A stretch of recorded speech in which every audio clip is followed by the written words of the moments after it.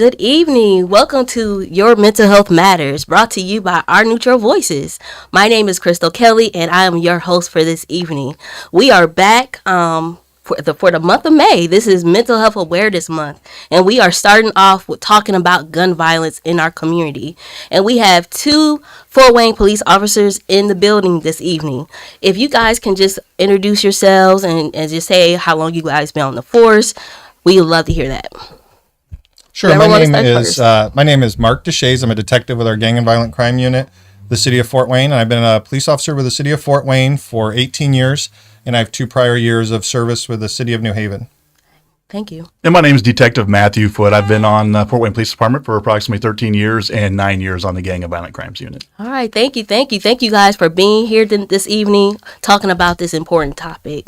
So we were talking before on air about how this has been such a huge topic in our community, not only in our community, but around the world when it comes to gun violence and young people and mental health.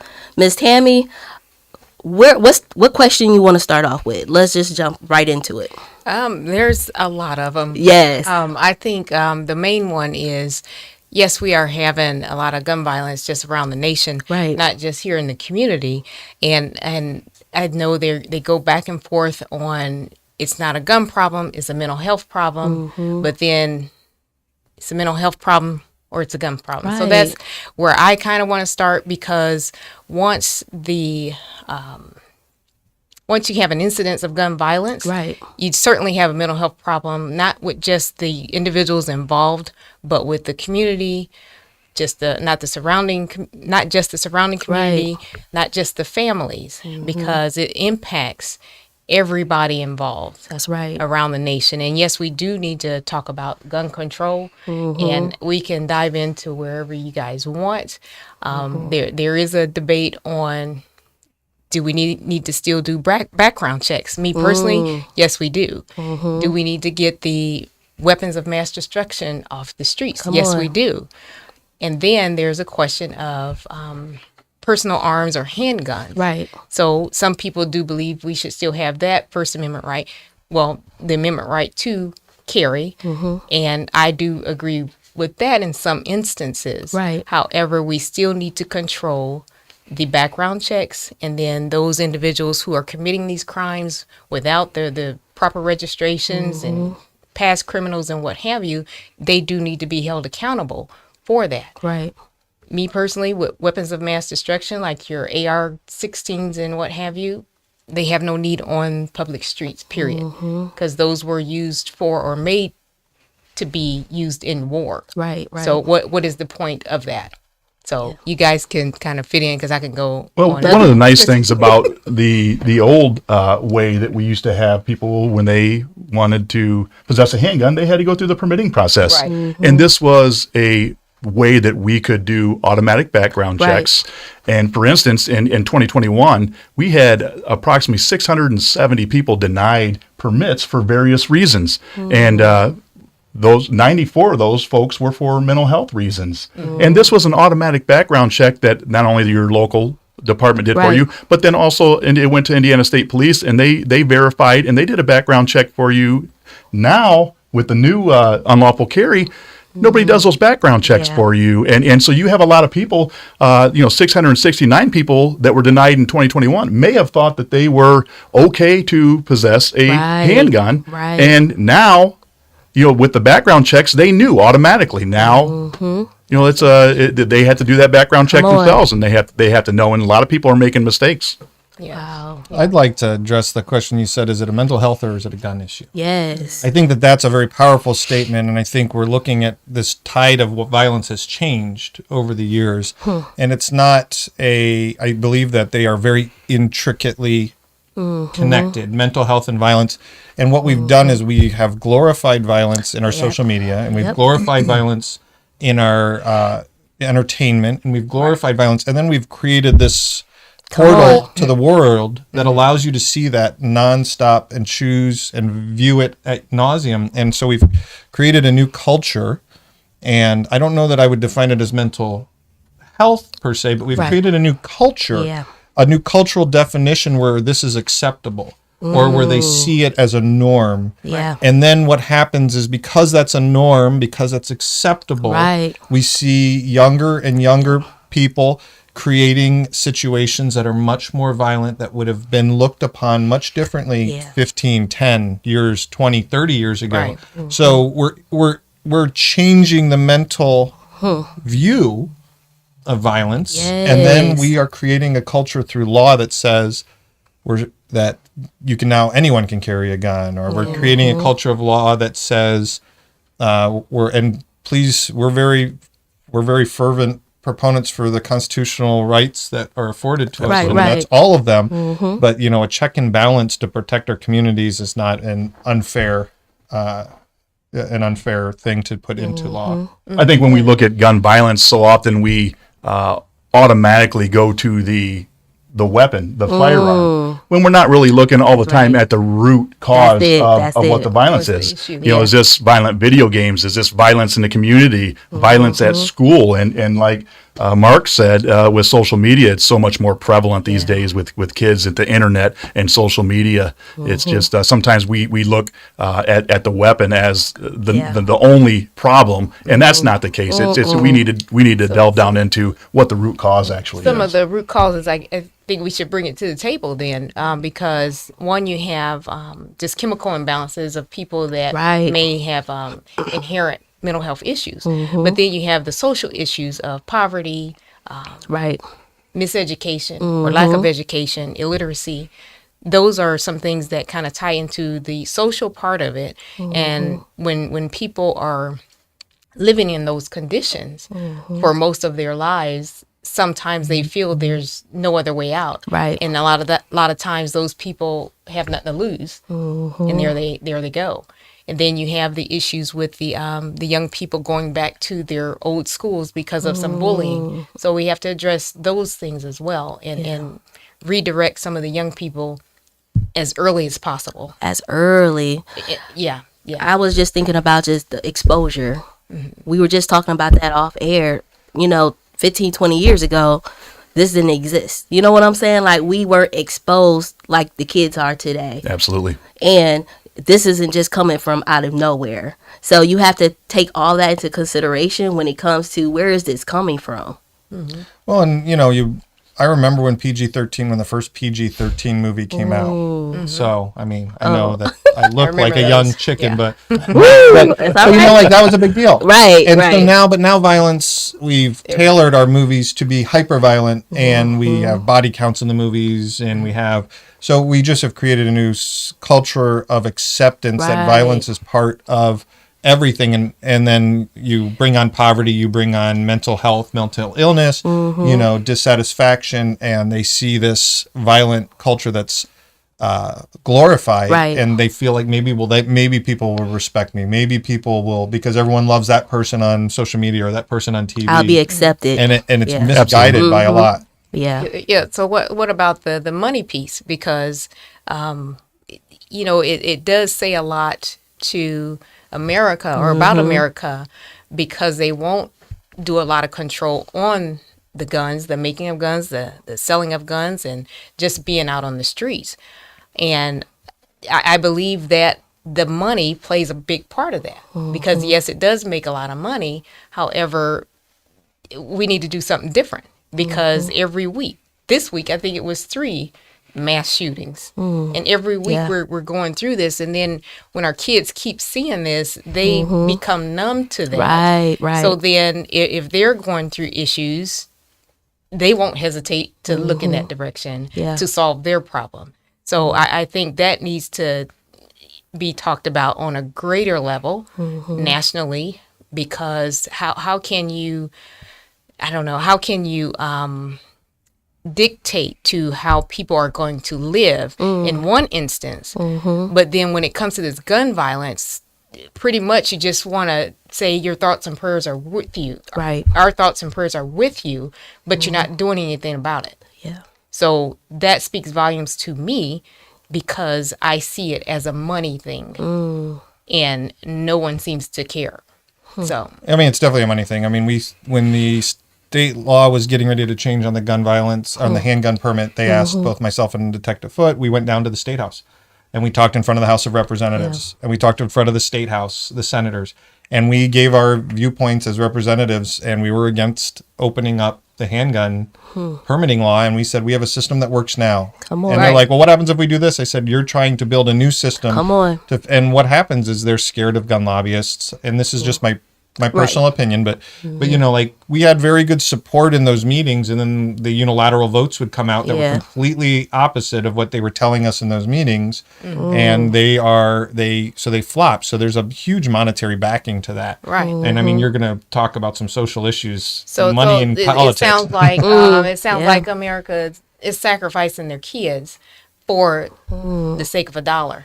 Well, it's hard to take on some of these large groups when it comes to firearms and even violent video games. Look at how young the children are that are playing violent video games. These video games are so realistic that it's almost hard for the kids to even tell the difference between what's fake and what's real, and the violence in these video games. And, you know, but then you got people's First Amendment rights, and those are hard things to tackle. That's right. The parenting issue, because, yes, the parents need to step in and just shut off the videos. They need to be aware. They need to be aware. Like, you can't look at the backside of this. You can't look at the backside of this and tell me what your child is looking at.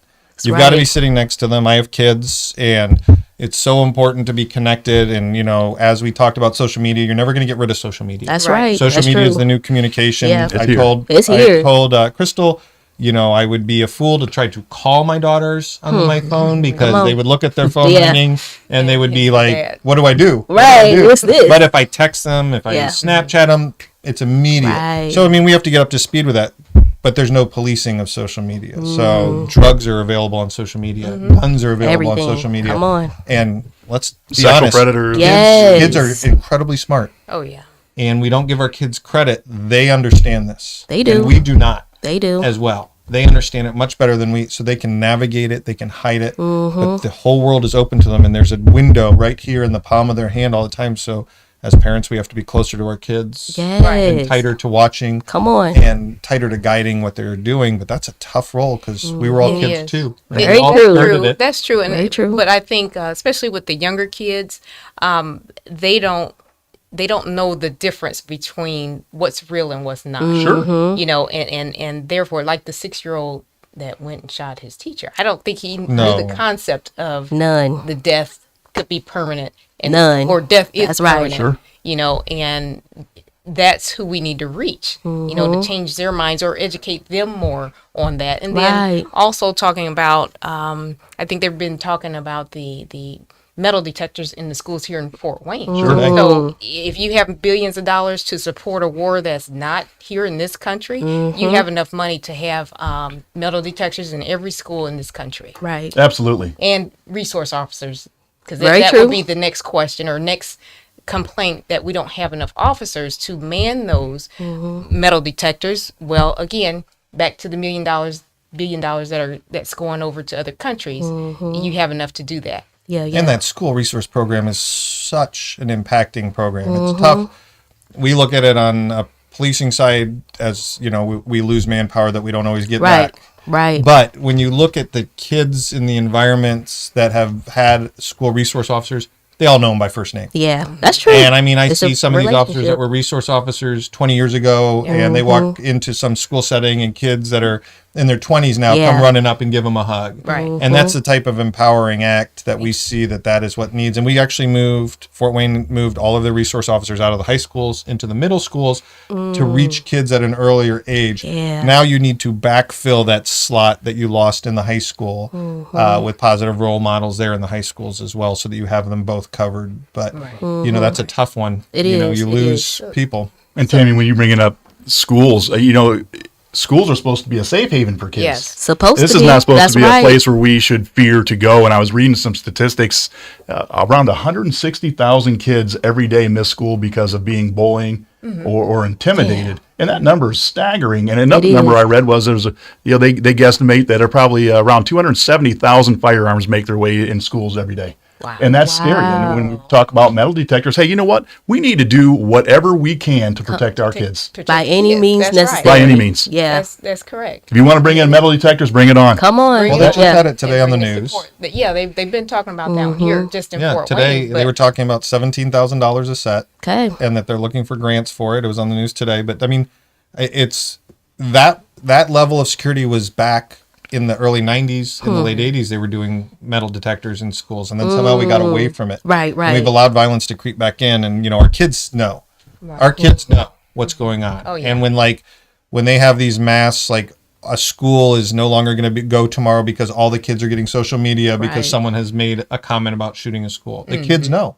They see that every day. And so, it's a very small percentage of our kids that have mental health issues or that have violence issues, but it affects all of our kids. That's very All true. Because very that true. puts fear into all of our kids. And I just watched a video where they were talking about bulletproof vests, and it just Wow. it just is Can't be absolutely kids. it's absolutely it's you just can't believe that would be the level we have to stoop to Right. to protect our kids. Yeah. Some of the numbers that you can't swallow is the second leading cause of 15 to 24-year-olds Yeah. is murder. Yeah. Gun violence. And African American number one. Yes. I mean, you can't swallow those numbers. That we can't live with that. Right. And then again, it comes to when are we gonna wake up? Right. Most Come of on. us, and start doing something about it, because we're talking about, yes, the general gun violence, but then the aftermath of the decompression, not just with the victims and their families, but with the officers as well. Sure. Because when you guys see that, what is your plan of decompression and de-stressing? It can be very we have families to go home to, we have friends, we have relatives, Right. and much like you guys are counselors, you have to invest a very small portion, but you have to remain somewhat insulated so that you don't Very give true. up your emotions to everyone you speak to. But we tend to be, we're a violent crime unit, we tend to be number one on scene for murders. And I mean, I have espoused this to a lot of our gang members. I'm like, listen, I'm the last person a lot of the people that are in your gang have seen before they died. I go, and that's a terrible thought to have. Right. I said, so we have to, we're very compassionate about what we do. We're not, as I was telling Crystal earlier, I go, we try to intercede in violence. We try to intercede well before that point. We don't want to go looking for your killer. We want to stop that before it happens. That's right. What it specifically is the Fort Wayne police officers doing, in the communities, to prevent those things and prevent young people from getting involved with the gangs and cliques? Well, ACJC has a tremendous, Allen County Juvenile Justice System has a tremendous program that they put on where they have anti-gang violence that they put on. Unfortunately, it's just for the kids that are passing through the juvenile justice system, but they do some outbound. Okay. We have taken that training with them because they're trying to outbound that further. It's an anti-gang program that started on the far west coast, and they're trying to implement it more here, but it requires a tremendous amount of people to put in motion. I bet. And as I told Crystal, there's only 10 of us. In the ideal world, we would love to have Yeah. 50 or on. 60 gang unit officers, not to go out and be proactive, but Right. to go out and be reactive, to be in the schools, to have gang unit officers that were SROs, to have gang unit officers that were in community centers, to have gang unit officers that were there as kids are intaked into Allen County Juvenile Center, and when they're released, to give them an avenue afterwards. Unfortunately, it all comes down to money, Yeah. Yeah. and we are in charge of nothing, unfortunately. Yeah. And again, Yeah, when it comes to when that will we money get off piece, of that- yeah. that money piece. But that is Right. where we can do it, because it is so disheartening when you touch a child's life that's involved in violence, and all of a sudden you realize how brilliant, how smart, how Right. not disposed they are to violence. Right. They are not, this isn't who they are. And we try to, we talk, when you deal in a violent game like we do, we touch the same people over and over Right, and over right. again, because we know that they're an integral part of this. So we know them by first name. We know their families, their last name, and we tell them, we're like, listen, we will do anything to prevent him from being a suspect Come on. or a victim. I go, and it either way. And Tammy, you know, so many people see law enforcement. They see us in the environment where we're enforcing laws, and not so much the environment when we're counselors. Right. We're trying to get to the root causes. We're trying to touch people that we see every day. like Detective Deshaies said, we deal with a lot of the same kids all the time. We know their families, we know them, they know us. And, I think there's so much stigma behind mental health that people don't want to say, hey, I have a problem. That's I need help. I need to reach out. That's not just for kids in the community. on. That's for law enforcement as well. That's right. So do you guys do like regular trainings or mandatory trainings like throughout the year for your mental health before you have to go back out? Like in the field. We have a peer support program within the Fort Wayne Police Department, and it's a somewhat anonymous counseling program that allows them to officers to come forward. And there's a handful. I wish I had better numbers on how many, but I would assume that there's about 20 counselors that are officers on the Fort Wayne Police Department that are much highly trained specifically with that, and they become peer-to-peer counselors for people that are dealing with emotional problems. And that allows them to go through officers that are involved in high violence, like if there's an officer involved shooting or they witness something, let's say like an infant that was infant homicide or something, they witness it. There are debriefing avenues directly after those events that they counsel to allow people. I don't want to ever say that we get hardened to it. Right. But I think that we get better at walling it off as we get more tenured in our walling off our emotion to it, so that we can go to the next one without carrying that baggage and go to the next person without carrying that baggage. So is there a time off that you guys have to have? Like if you witness something and then you decided to go see the peer-to-peer counselor? We have the options of, the department is very good about that. We have the options if you're having any sort of issues like that. They do have stress leave, that options that are available very easily, and allows officers to take that time to regain whatever balance they need to come back. Because, like we said, we're counselors. We have so many roles. People just see that enforcement role, but we have to come back strong in a lot of ways. So it's not really mandated. It's just your option. There's only one mandate, and that's only if you're involved in lethal force. Okay. Any sort of lethal force, then they do require those officers to have a 5-day off period, and then they visit with a psychologist during that 5-day period. That's a violence intercessionary psychologist. I think there's been very big leaps in the law enforcement community with how we treat officers nowadays. Right. With the officer suicide rates are unbelievable, and so we have peer support, and we have Dr. Paul Weitzel that we can go and talk to, and we do debrief these situations. But there again, the stigma behind a lot of, especially law enforcement officers. Oh, if I have a problem, or I go say I have a problem, well, I'm weak. And that stigma, some people just can't get over. And, So, and I just have one more, Crystal. No, you're fine. This is good. The one thing that I want to get you guys' thought on, what about your thoughts on teachers being armed?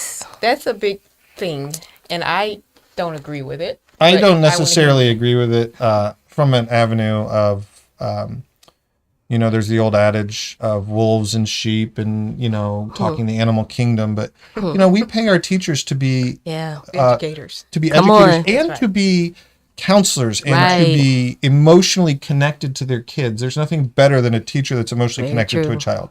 And so when we take that, we gear their brains towards that. When you take someone that's geared towards defending violence, that's willing to walk towards gunfire, that's a much different gearing of the brain. Really is. And we don't want to confuse that. Right. I think that there are a lot of options. We have a lot of opinions. Lord, I help bet. me. We have a lot of opinions. Come on. I think there's a lot of good ways that we can help armor our schools very casually to the outside eye that would give our kids a lot of protection. I don't know that arming teachers, I don't disagree 100% with it if that were a program that they had some sort of rigorous programming. But you're talking, we go through hundreds of, our initial basic academy is 6 months for officers, and then they have another 6 months on the street. Then they have another year on supervised probation before they're released. So they're 2 years of training before they get out. It's going to be interesting what House Bill 1177 does. I think it's in its second reading now, and that's the handgun training for teachers. And, I think, everybody's looking at options and how we can stop this. Law enforcement's not always close by, right? It might take us 2 or 3 minutes to Right. get there. And then people that bring guns in and want to be a part of mass shootings are only limited by the amount of ammunition they can Right. carry. Yes. When you talk that somebody can rip off a round every quarter second, Come on. 2 or 3 minutes is a heck of a long time. long so I time. think people are reaching to try to find solutions that we can stop these things, because typically these things stop when people are engaged. Yeah. So, and I think this is just another reach to try to find out how we can make our schools safer. And Detective Deshaies makes great points. I mean, there's, when you have, making sure your doors are closed and Right. having good training goes a long ways. We can do a lot better job at protecting our schools internally. Yeah. And we just don't. Yep. But again, we've been consulted on this before. Again, like if you're the teacher and you're at that back door of a school and it's a student that maybe was kicked out yesterday and you don't know that, and Right. they're knocking on the door Right. and they're wearing the right clothes, carrying the backpack, and they're saying, "Hey, I got locked out, Miss Crystal. I got locked out, Miss Tammy. Can you let me back in?" That's a real tough decision to make, but we have to be Right. better about that. That's and, right. and there's ways to do that effectively. I just don't know if arming our counselors within the school is necessarily the Yeah. teachers. Well, Everybody they're has to be involved. Yeah. Every person that doesn't recognize somebody that maybe shouldn't be in the Come school, on. we need to question that person. Why are you here? That's How right. did you get in? Why are you roaming our hallways? Yeah. And that's something simple to do. Come on. And then I also believe it starts at home. Yes. That connection with your child. Absolutely. It has to start there. That's the foundation right there. Consistency and stability Yes. is what most kids need Come on. to be or to begin that emotional and mental well balance. Right. And I don't see that a lot. These days it's a lot of different parenting going on. Yeah, but there's good programs like Big Brothers Big Sisters Yes. programs that allow for mentoring. I'm a huge fan. I participate in Big Brothers Big Sisters. Okay. I've had a little brother for several years. I love it. But like those sort of mentoring programs, there's nothing better than having a mentor, no matter That's true. who you are in life and where Yeah. you are in life. It makes an Any impact. person that can touch you and give you a little bit of guidance from a point above where you're at is so impacting. And our children need that, whether it's parents, whether it's mentors in the community, whether it's, an SRO in the school that can help Right. them. But we need to be better at that as well. Yeah. The old statement that it takes a village is definitely true. That's a real Definitely thing. true. I mean, That's a my real neighbors thing. helped raise me. If I was out of line, guess what? It didn't matter who gave Come me the on. whipping. It might have been the neighbor. It might have been my parents. Come But on. it does take a community. It does. Yeah. Come Absolutely. on. I love that. Yeah. Yep. So we're going to end on that point right there. I mean, this was a great. Take it. Say Just that. ask a question. The question is, man, how do we get here? Was it an intentional journey? The laws of the land seem to change to influence the things that are happening around us right now. Like the taking away the permits of the guns. Removing religious education from our school systems, right? Yes. Taking the control from the parents and giving it to the kids, right? So the laws seem to be extremely intentional about the circumstances that we're dealing with today. Yeah. So what are the solutions that we could do as a community, collectively, to begin to fight back? I think that the general public has started taking the laws and looking for any crack or nick or edge of the law that they can and they can carve out a little bit more definition. Back 20, 30 years, you just didn't do something. You didn't try to find the edges around it. And now we've carved so many edges around everything, and our communities are so standing on edge, worried about how it's perceived. We have to be willing to stand up for what's right for our kids. Come on. And it's been a slow erosion of our faith and our Right. education and our laws. It's a slow erosion that we've allowed to happen. We've let those banks of the shoreline just erode out, and that's very tough to get back, because now we need to teach from a young age, It starts the there. Come on. right and the wrong. We have to fix that erosion. That's a huge battle, and that's a very personal battle for mostly on the parents' shoulders Right. of our communities. They come Yeah. up.